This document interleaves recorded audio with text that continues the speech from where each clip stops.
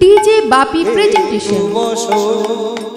তোমায় অনেক কথা বলার ছিল, যদি শোনো। কতদিন পরে একটু বসো, তোমায় অনেক কথা বলার ছিল, যদি শোনো। কতদিন পরে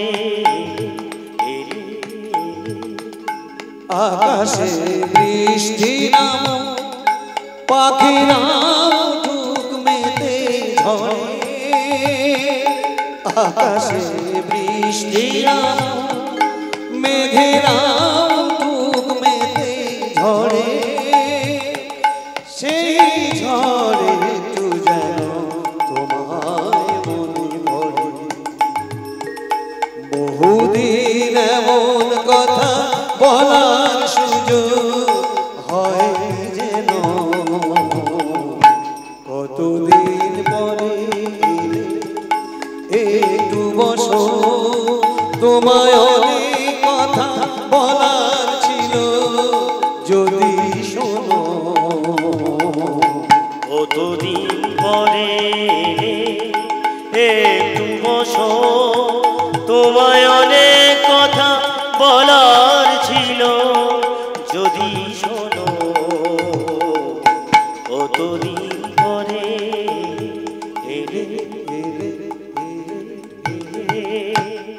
সেদিনে তিনি কি বলেছিলেন জানেন? ভারতবর্ষের একটা সঙ্গীত আছে যেটা সারা জগতের সমস্ত মানুষের মনকে নাড়ি দিতে পারে, সেটা হচ্ছে আমার ভারতবর্ষের কীর্তন। আমরা ধন্য, আমার বাঙালি কবি ধন্য যে আজকের কীর্তন সমাজকে সারা পৃথিবীর বুকে কেমনভাবে প্রসার করেছে সবাই মিলে। হ্যাঁ, এখানে আমরা ধন্য। সেই কীর্তন দেশের মানুষ আপনারা, সেই কীর্তন রাজ্যের মানুষ আপনারা। তাই বলছে শোন, একে এই বলে হবে না, একে এক কাজ কর, একে অন্য টিপ দিতে হবে। কি জানিস? মাধব ডাকাত জীবনে মানে দিনের পর দিন জীবন মুঠোর মধ্যে রেখে বাজি রেখে ওই পয়সা করি ধনৈশ্বর্যের জন্য সওদা করে বেড়ায়। এই চোপতে, কারণ যে দেবতা যে ভুলে সন্তুষ্ট হয় সেই ভুল দিতে হয়। আরে মহাদেব ধুদ্র ভুল ভালোবাসে, তুই কালিমার ঘন্টা যাওয়া লাগাচ্ছিস কেন? ধুদ্র ভুল দে না, তবে তো সে সন্তুষ্ট হবে, তাই না? ভক্তমন্ডলী মায়েরা আজকে করেছি কি, মাধব, এই মাধব শোন শোন শোন, বিয়ে করলে না সোনার জিনিস পাওয়া যায়। কাকা কি বললে? কাকা কি বললে? একটু তো ভালো করে গুছিয়ে গেছে, বলো না কাকা কি বললে? বিয়ে করলে সোনার জিনিস মানে ঠিক বুঝতে পারলাম না। আরে বাপ পাগল, বুঝলি না? অন্তত যে বৌমাটা আমাদের হবে, সে বৌমার হাতে কানে গলায় 3টে দেবে, তোর একটা আংটি দেবে 4টে, আর আমরা তো রয়েছি অন্তত 1000-5 টাকা নগদ তো করিয়ে দেবো তো। তাহলে 9 করে 5টা জিনিস হলো তো। বিয়ে করলে 5টা জিনিস পাওয়া যায়। বলে কাকা বিয়ে করলে যদি 5টা জিনিস পাওয়া যায়, বছর 5 আগে বলোনি কেন? গোটা 5 বিয়ে করতাম, 25টা জিনিস ঘরের ভিতরে চলে আসতো। যাও আগে মেয়ে দেখো, যাও যাও, আমি রাজি, যাও। তবে ছাদনা তলায় বসবো, সব কটা গুনে নেবো, না হলে কিন্তু এরা কজনে রাজি টাজি করিয়া সব বলা বলি করে যাচ্ছে। হ্যাঁ রে, যে মেয়েটা দেখেছি তো একদম ভিখিরির মেয়ে, কিছু দিতে পারবে না, বড় বড় ডায়লগ দিয়ে আসলি। বলে শান্তিতে ঘুমোতে চাস কি? বলে চাই তো, না হলে বা গেলাম। বলে তাহলে গাঁটের মাল ঝালে একটু নামা, মোড়ল হয়েছিস, এটা তো করতে হবে। সব চাঁদাপত্র দিয়ে জিনিসপত্র কিনে রেডি করে রেখেছে। আর এদিকে মা আমার, ওদিকে আমার মাধব বিয়ে করতে যাচ্ছে দিনের দিন, আর এদিকে আমার কি করছে মা পদ্মাবতী, সে জানে আজকের আমার বিয়ে হবে। লগ্ন 9:30 সবাই বলা বলি করছে। তাহলে এক কাজ করি, 9:30 বিয়ে হবে, কিন্তু আমার রাধা মাধবকে আমি সেবা দিই। সন্ধেবেলা আমি সেবা কাজ বন্ধ দেব না, বিয়ে হোক আর না হোক। ঠাকুরের সেবা আমি বন্ধ দেব না। সন্ধেবেলা বসেছে ঠাকুরকে পূজা করতে, সন্ধেবেলা বসেছে ঠাকুরকে পূজা করতে। ভজ হুরে মনা শ্রীনন্দের নন্দন, অভয় চরণার ভিতরে। আর ভজ হুরে মন শ্রীনন্দের নন্দন, ভজ হুরে মন শ্রীনন্দের নন্দন, ভজ হুরে মন শ্রীনন্দের নন্দন, ভজ হুরে মন শ্রীনন্দের নন্দন, অভয় চরণার ভিতরে। ভজ হুরে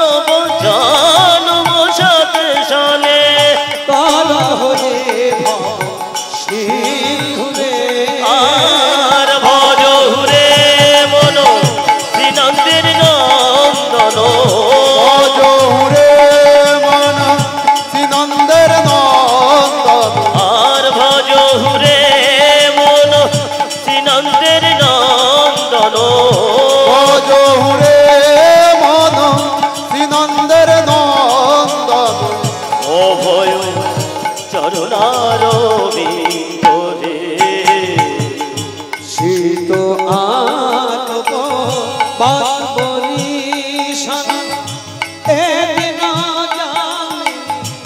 জাগিরে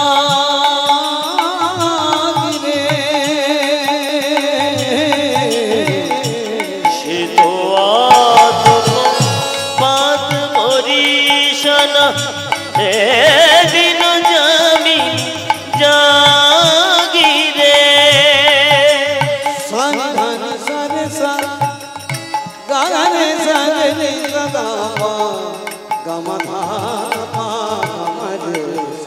সরে গামা গারে সরে গম গরে সা গামা গামা বাদা গম গম বাধা সানি নি সরে সনি ধনি সরে সা গানে সরে নিসা গরে সরে নিসা সরে সানি সানি ধানি লা বাধা গামা গামা গারে গারে সরে সরে গামা বাদা নিসা শীত আতপ পাত বরিশন এদিন জামি জাগিরে তাই বিভব সেদিন আমি কৃপণ দূর আই বিফল সে বিনু আমি কৃপণ পুর জন বিভব সেদিন কৃপণ দূর আই বিফল সে বিনু আমি কৃপণ দূর জন কমল সুখ লব লাগিরে ভজ হুরে মন শ্রীনন্দের নন্দন ভজ হুরে মন শ্রীনন্দের নন্দন আর ভজ হুরে মন শ্রীনন্দের নন্দন ভজ হুরে মন শ্রীনন্দের নন্দন অভয় চরণার বিন্দরে অভয় চরণার বিন্দরে অভয় চরণার বিন্দরে পূজা শেষ করেছে, যথালগ্নে বিয়ে হয়েছে। পরের দিন স্বামীর বাড়িতে যাবে, পরের দিন স্বামীর বাড়িতে যাবে। মা আমার যেতে যেতে খুব আনন্দ, স্বামী ভালো করে আস্তে আস্তে হাঁটি হাঁটি নিয়ে যাচ্ছে। তখনকার দিনে এতটাও উন্নত ছিল না, হাঁটি হাঁটি নিয়ে যাচ্ছে। মা আমার অন্তরে খুব খুশি, কেন জানেন? ঠাকুর গো, এইবার বোধহয় আমার একটা যথাযোগ্য জায়গা দিয়েছো, কারণ সারাটা জীবন তো ছোটবেলায় বাবা মা হারিয়ে আর এই প্রতিবেশী কাকার কাছে মানুষ সব সময় আমার নির্যাতনের সঙ্গে মানুষ হতে হয়েছে। এবারে আমার খুব একটা সুন্দর একান্ত আপনার মতো ঘর পেয়েছি। আমার স্বামী, আমার দুজনার মাঝখানে একটা খুব ফুটফুটে ফুলের মতো একটা বাচ্চা হবে, তাদের নিয়ে স্বর্গরাজ্য করব। কিন্তু বললাম যে যে যেটা চায় সে সেটা সবসময় হয়ে ওঠে না তো, না।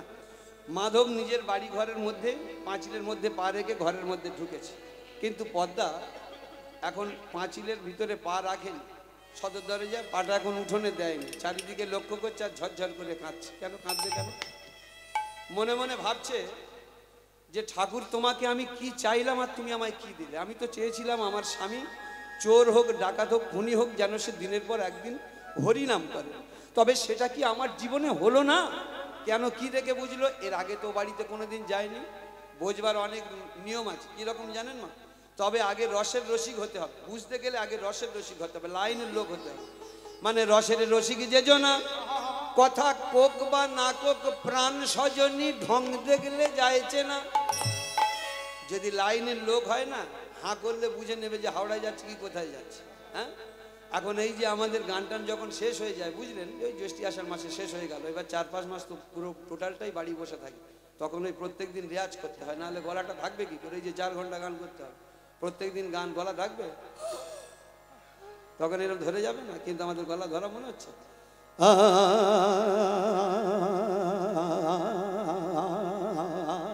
রেয়াজ করতে হয় বসে বসে, যারা লাইনের লোক বলে দেখি উত্তম কি রাগ ধরেছে সকালবেলা, যারা বেলাইনের লোক বলে দেখেছো শালার খেয়ে কাজ নেই, সকালবেলা কুকুরের মতো ঘেউ ঘেউ আরম্ভ করেছে। রসের রসিক যেজনা কথা কোক বা না কোক প্রাণ সজনী ঢং দেখলে যাইছে না, দিয়েছে ঠিক রসের রসিক তো বুঝতে পেরেছে যে আমার স্বামী বোধহয় কৃষ্ণ ভক্ত হলো না, আমার জীবনে সে প্রাপ্তিটা হলো না। কেন কি দেখে বুঝলো? আরে আমরা হিন্দু সনাতন ধর্মের মানুষ তো, প্রত্যেকে গরিব হোক আর বড় লোক হোক প্রত্যেকের বাড়িতে ভোগ সন্ধে চলে তো, কি তাই না মা? অন্তত যে যা জোটাতে পেরেছে, কেউ হয়তো বাক্সা দিচ্ছে, নকুল দানা দিচ্ছে। নিয়ম কি জানেন? ওই বাতাসা দেন আর নকুল দানা দেন, আপেল দেন, আঙুর দেন, যাই দেন, এর উপরে অন্তত একটা তুলসী পাতা চাপাতে হবে, না হলে ভগবান ঠিক মতো সন্তুষ্ট হয় না। তুলসী পাতা একটা চাপাতে হয়। এই তুলসী গাছটা দেখতে পাচ্ছে না, তুলসী দেবীকে দেখতে পাচ্ছে না, মা আমার বুঝে নিয়েছে যে আমার স্বামী বোধহয় কৃষ্ণ ভক্ত হয়নি। কারণ যদি হতো অন্তত বাড়িতে একটু ভোগ সন্ধে দিত, আর দিলে কি হতো, অন্তত একটা তুলসী পাতা চাপানোর প্রয়োজন ছিল। সেই তুলসী দেবীটা দেখছে না, মা আমার ঝরঝর করে কাঁদছে। আর এ পার্টি কি করলো, জীবনে এতদিন বিয়ে হয়নি, ডাকাতের গলায় কেউ মালা দিতে চায় না, এখন বউ পেয়েছে না, কি ব্যাপার আসে না কেন? পদ্মা পদ্মা পদ্মা পদ্মা বেরিয়ে এসছে, বুঝলে? এ কি পদ্মা, কাঁদছিস কেন? চোখের জল মুছিয়ে দিচ্ছি, কাঁদছিস কেন? আমি বুঝতে পেরেছি আমার মতো কুৎসিত পুরুষটা তোর পছন্দ হয়নি না, আমার মতো কদাকার পুরুষটা তোর পছন্দ হয়নি না। আমি জানি জগতে আমাকে কেউ ভালোবাসলো না, তুই আমাকে ভালোবাসতে পারবি।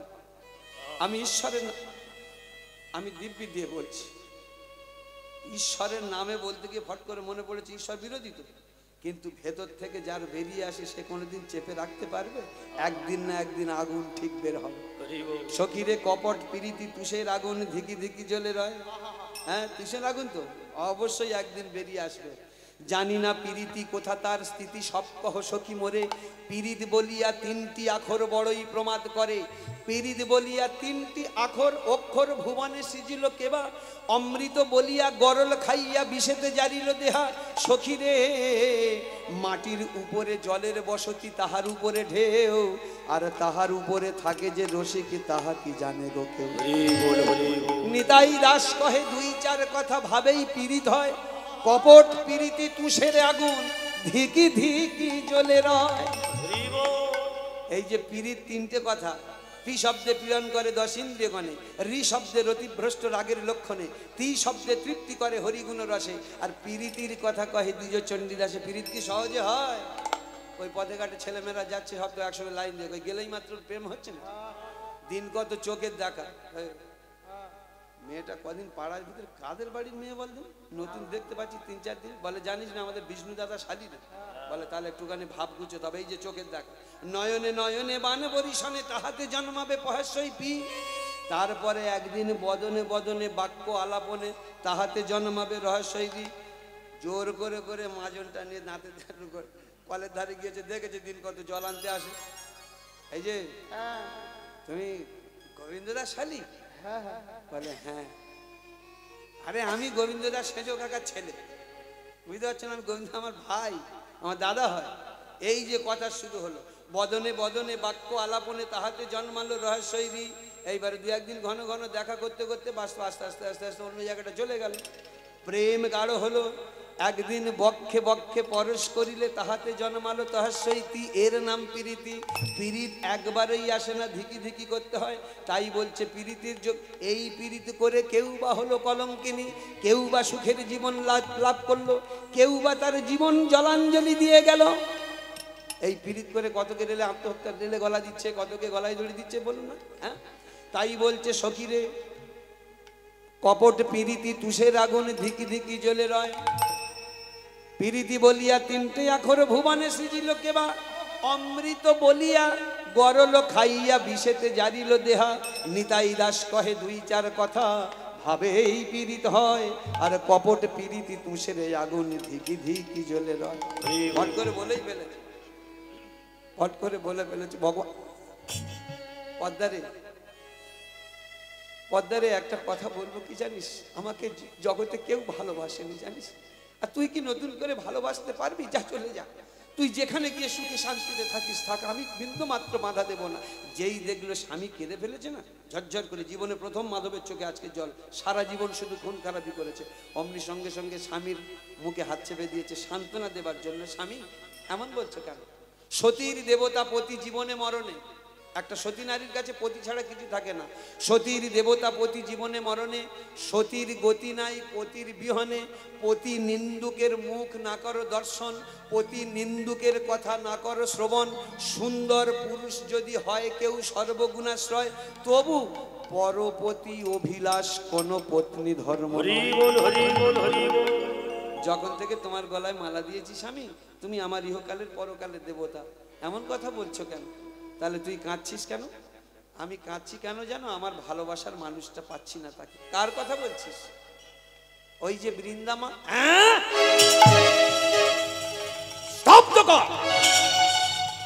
আমার মা যখন বেঁচে ছিল ওই বৃন্দামার কথা বলতো, যাকে দেবী বলে মানত।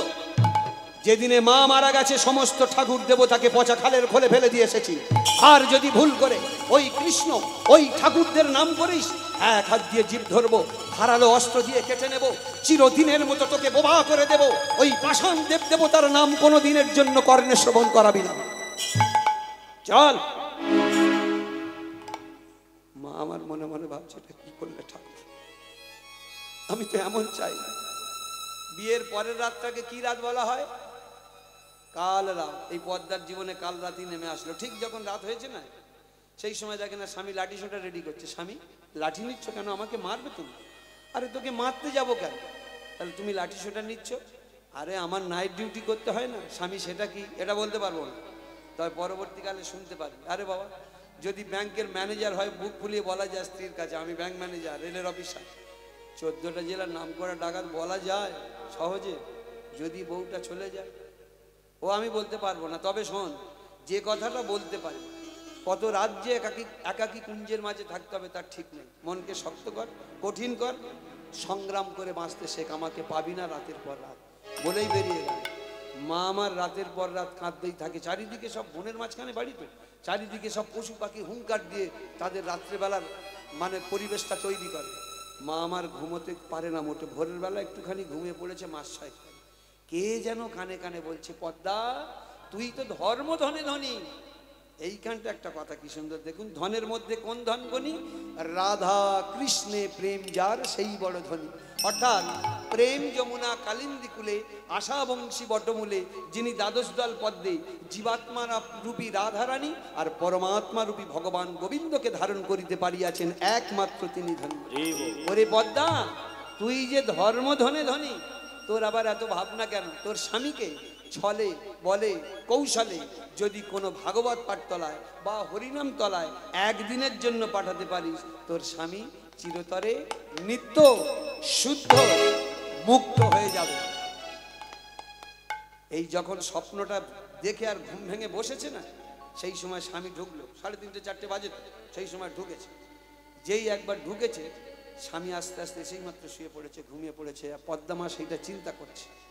মা আমাকে বলল, স্বামীকে যদি ভাগবত পাঠতলায় বা হরিনাম তলায় পাঠাতে পারি, আমার স্বামী চিরতরে নিত্য শুদ্ধ মুক্ত হয়ে যাবে। কিন্তু হরিবাসরটা কোথায় আমি তো জানি না, আমি বাড়ি থেকে বের হতে পারি না, আমার বের হতে দেয় না। এক কাজ করি, এখান থেকে অদূরে গঙ্গা আছে, ওই গঙ্গায় যখন যদি একবারে যেতে পারি, এই বাড়ির পাশ দিয়ে অনেক নরনারী সেখানে যায়, স্নান করতে জল আনতে যায়। একবার যদি নারীদের সঙ্গে বন্ধু পাতিয়ে একটা হরিবাসরের সন্ধান পায়। বেশ গভীর ঘুমিয়ে পড়েছে, সারাটা রাত খেলা করেছে। হ্যাঁ, সারা রাত খেলা করেছে, খেলা করে এইবারে ঘুমিয়ে পড়েছে। সেই সুযোগে মা আমার সকাল হয়েছে, বলে সেটা কাকে নিয়ে? তোমা না ছাড়িব বন্ধু, তোমা না ছাড়িব, তোমা না ছাড়িব বন্ধু, তোমা না ছাড়িব, তোমা না ছাড়িব বন্ধু, তোমা না ছাড়িব। আমি বিরলে পাইয়াছি মাঝারে রাখিব, আমি বিরলে পাইয়াছি মাঝারে রাখিব, আমি বিরলে পাইয়াছি মাঝারে রাখিব, আমি বিরলে পাইয়াছি মাঝারে রাখিব। আমি ঘর করলাম বাহির বন্ধু, বাহির করলাম ঘর, আমি ঘর করলাম বাহির বন্ধু, বাহির করলাম ঘর। আমি ঘরকে করলাম বাহির বন্ধু, বাহির করলাম ঘর। আমি ঘরকে করলাম বাহির বন্ধু, বাহির করলাম ঘর। ঘরকে করলাম আপন বন্ধু, আপনি হইলাম ঘর। ঘরকে করলাম আপন বন্ধু, আপনি হইলাম ঘর। আমি ঘরকে করলাম আপন বন্ধু, আপনি হইলাম ঘর। আমি ঘরকে করলাম আপন বন্ধু, আপনি হইলাম ঘর। আমি রাত করলাম দিন বন্ধু, দিন করলাম রাত। আমি রাতে করলাম দিন বন্ধু, দিন করলাম রাতি। ভুবন ভরিয়া রইল তোমার খেয়াতি, ওই ভুবন ভরিয়া রইল তোমার খেয়াতি। ওই ভুবন ভরিয়া রইল তোমার খেয়াতি। সকলতে আজি আমি লয়েছি শরণ, সকলতে আজি আমি লয়েছি শরণ। সকলতে সকলতে আজি আমি লয়েছি শরণ। ও গোরায় রাঘবে মিত্র মাগে ও রাঙা চরণ। ও গোরায় রাঘবেন্দ্র মাগে ও রাঙা চরণ। ও গোরায় রাঘবেন্দ্র মাগে ও রাঙা চরণ। আমায় চরণ ছাড়া কোনো না, আমায় চরণ ছাড়া করো না হে, আমায় চরণ ছাড়া কোনো না। আমায় চরণ ছাড়া করো না হে। আমি ওই চরণে সব দিয়েছি, আমায় চরণ ছাড়া করো না আমি ওই চরণে সব দিয়েছি। আমায় চরণ ছাড়া করো না হে। ওই চরণে সব দিয়েছি, আমার বলতে কিছু রাখি নাই। ওই চরণে সব দিয়েছি, বলতে কিছু রাখি নাই। আমি ওই চরণে সব দিয়েছি। বলতে কিছু রাখি নাই। চরণ ছাড়া করো না হে। রায় রাঘবেন্দ্র মাগে ও রাঙা চরণ, ও রাঙা চরণ। এই হরিনাম করতে করতে আর যখন গঙ্গার ঘাটে গিয়েছে, দিনের পর দিন যারা গঙ্গায় আসতো সেই সমস্ত নারীরা একটা গ্রুপ করে আসতো। তারা জল খেলছে, জলে স্নান করছে, কেউ জল ভরছে। এমন সময় এমন হরিনাম তো কোনোদিন শোনেনি। এই সখী, এই একটু উঠে দেখতো কোন পাড়ার বউ আসছে আজকের এত হরিনাম করতে করতে। এমন ভক্ত তো কোনোদিন দেখিনি। একজন বলে দাঁড়া আমি উঠে দেখি। জল খেলি করতে করতে যেই তীরে উঠেছে না, দেখছে যেই উঠে একবার নজর দিয়েছে, সঙ্গে সঙ্গে তো ঝরঝর ঝরঝর করে কাঁপছে। তো বলে আরে ওপরে উঠে কাঁপছিস কেন? বলে কাঁপ তোরও লাগবে, একবার ওঠ। বলে কি হয়েছে? মাধব ডাকাতের বউ আসছে। ডাকাতের বউ এইরকম হরিনাম করে নাকি ছলনা করে আসছে, ওরে ওঠ। যেই বলেছে ডাকাতের বউ, সখীরে শোন না, ওর স্বামী তো কারুর সঙ্গে মিশতে দেয় না। আমাদের সঙ্গে সেও নারী আমরাও নারী, এক্ষুনি এসে কথা বলবে। যদি ওর বর দেখে ফেলে, ওর স্বামী যদি দেখে ফেলে, নিজের বউটাকে ঠিক বাঁচিয়ে নেবে, আমাদের গলা থেকে সব নামিয়ে দেবে। মা আমার জোর করে বলেছে না, শুনে নিয়েছি আমার স্বামী তাহলে ডাকা। অথচ যখন জিজ্ঞেস করি স্বামী কোথায় যাচ্ছে, বলে শুধু নাইট ডিউটি। কি নাইট ডিউটি? হ্যাঁ, তবে আমাদের ঘরের মেয়েরা বউরা হলে কি করতো? রইল ঝোলা চললো ভোলা। বাবা ডাকাত স্বামী দেখে বিয়ে দিয়েছে, আমি আর ঘর করবো না। কিন্তু এই মা আমার সেদিনে খুব খুশি, দারুণ খুশি। কেন জানেন? ডাক্তারের কাছে যদি কেউ লজ্জার মাথা খেয়ে রোগের বর্ণনা দিতে পারে, যে ডাক্তারবাবু আমার এই হয়েছে, ডাক্তারবাবু ডায়াগনস্টিকটা করতে সুবিধে হয়। অল্প দিনের মধ্যে অল্প ওষুধ দিয়ে তাড়াতাড়ি নিরাময় করতে পারে। ডাক্তারের কাছে লজ্জা খেলে হবে না। তাহলে করেছে কি, মা আমার শুনেছে আমার স্বামী ডাকাত, বেশ আমার সামনে এইবার আমি ঠিকভাবে পরিবর্তন করতে পারবো। আমি জেনে গেছি স্বামীর রোগ ধরে ফেলেছে, তাই পরিবর্তনটা কি দিয়ে? আঘাত দিয়ে নয়, ভালোবাসা দিয়ে। সংসার সুখের হয় রমণীর গুণে। এই ঘটনা ঘটেছিল কার জীবনে নয় জানি, আমার মা জীবনে। বলছিলাম না অত্যন্ত দারিদ্রতার সঙ্গে মানুষ হয়েছে, কিভাবে সংসার করতে হয় আমার মা দেখিয়ে গেছে। সেই মাটা চলে গেল গত জ্যৈষ্ঠীর আগের জ্যৈষ্ঠী। আমার মা 15 তারিখে মারা গেছে। রাত 2টোর সময় 15 দিন পরে যদি উঠোনে পা দিই, খোকা এসছিস? উত্তম। আমি বলি মা তুমি ঘুমাওনি? সঙ্গে সঙ্গে উঠে এসে বলে, হ্যাঁ রে পাগল, তুই 15 দিনের মতো গেছিস, আমার ঘুম আসে, আমি মা না? এই কথাগুলো বলে। ছুটে পেটে হাত বুলোবে, আরে বাবুরা ঠিকঠাক খাওয়া দিয়েছিল নাকি সেই কুমড়োর মলমার ডাল? আমি বলি মা এটা এখন 4 মাস চলবে, আমার শরীর মন ঠিক আছে, তুমি এত মাথায় টেনশন নিচ্ছ কেন? ছুটে যদি পিঠে একটা ঘামাচি দেখে বারবার বারবার সেটা ঘোটাবে। তোর মশা কামড়েছে কেন? বাবুরা মশারি দেয়নি? আমি বলি মা ওটা ঘামাচি, তুমি দেখতে পাচ্ছ না? বলে আমি দেখতে পাই না, মা দেখতে পাই না। এই যে তার স্বভাব ছিল, সেই মাটা মারা গেছে। বলুন তিনি কে এই খোঁজটা নেবে? আমার বাড়িতে মন্দির আছে, কোন ঠাকুর এসে খোঁজ নাই? উত্তম এসছিস, সেই মাটা আমার সাক্ষাৎ জননীটা। মাঝে মাঝে তাই মনে মনে হয় সেই কথাটাই বলি। মা গো হিমালয় হয়ে তুমি শিয়রে থাকো, যত ঝড়ের আঘাত থেকে বাঁচিয়ে রাখো। মা গো হিমালয় হয়ে তুমি শিয়রে থাকো, যত ঝড়ের আঘাত থেকে বাঁচিয়ে রাখো। মা গো হিমালয় হয়ে তুমি শিয়রে থাকো, যত ঝড়ের আঘাত থেকে বাঁচিয়ে রাখো। মা গো হিমালয় হয়ে তুমি শিয়রে থাকো, যত ঝড়ের আঘাত থেকে বাঁচিয়ে রাখো। ও গো মমতাময়ী তুমি দুহাত মিলে আয় বাঁচা বলে বলে তুমি মা।